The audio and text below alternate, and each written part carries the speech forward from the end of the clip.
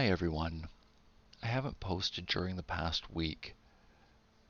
I was working on a project that was taking a lot of energy and emotional stamina. I know what my next video is going to be about, but what I wanted to do for tonight was share what I've created. I've talked about taking part in a grief support group. The homework from last week was to create a memory board. I'd like to share this with each of you. Just let me bring it up on my computer, and I'll stick the photo beside me when I'm doing the video editing. Okay, yeah, here we go. You'll see in the center, I wrote out my aunt's name vertically,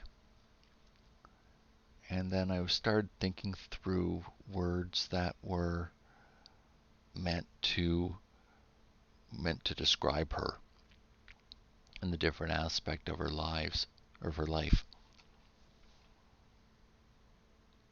I know this isn't going to have the same value to you as it has had to me, but while I go through reading these words, give some thought to your own life, what you value, what you want to be known for, and the things that matter to you. Okay. So her name was Frances Ann Hildred. You can see that there. So for the F, I used family, and R for reading. My aunt often spent time reading, especially as she was battling cancer. The A is for acceptance, as she was really good at unconditional acceptance.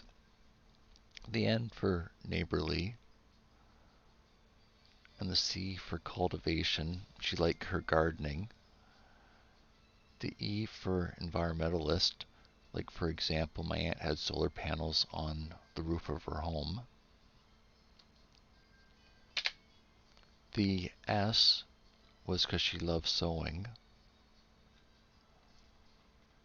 And then for her middle name, Anne, although that's what we called her, A was for artsy, and N for being nurturing, and N for news, as in she held the family together and stayed in contact with and put a high priority on staying in contact with people. And then for her last name, it was Hildred. We were always welcomed at her home, and she was inspiring, but also really good at listening, being determined to live her own life. I remembered her because how much time she spent with me and the time that she had invested in my life. The E was for endowments. It basically was looking for a word since I used up the other D's. The D was originally for donations, but I used the thesaurus. And the reason I put that there was Aunt Anne and Uncle John put a lot of time into researching whose charity they donate to, and that money was actually ending up in the people receiving help as opposed to a lot of money being spent on overhead expenses. And finally, the last D was for dedication.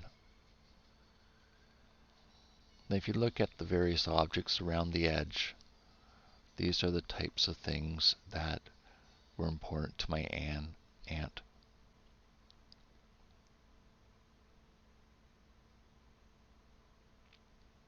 This is sort of all I wanted to share for tonight.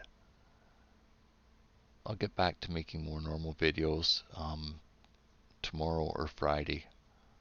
I'm going to be talking about spending your time and energy next. But this is what I wanted to share for tonight. Hope you're doing well. Bye for now.